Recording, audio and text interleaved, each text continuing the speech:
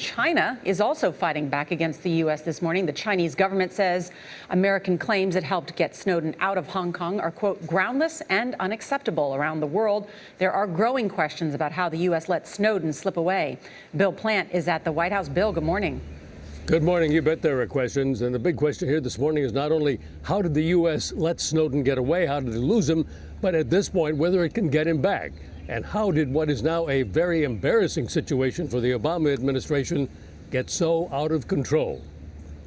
With Edward Snowden on the run, the administration faced continued questions about not only where he is, it is our assumption that he is in Russia, yes, but how he was allowed to slip out of Hong Kong. This was a deliberate choice by the government to release a fugitive despite a valid arrest warrant, and that decision unquestionably has a negative impact on the U.S.-China relationship. That sharp critique of China's handling of the Snowden situation was clearly a message to Russia in the hope that they would not make the same decision.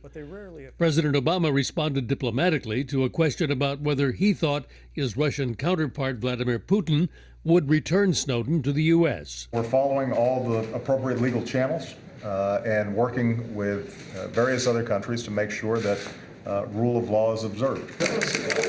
And the nation's top diplomat traveling in India said the State Department is making every effort to deliver a different outcome.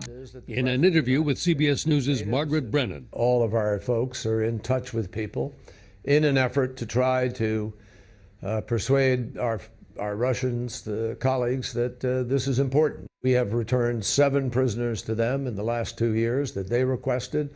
I think it's very important for them to adhere to the rule of law and respect the relationship.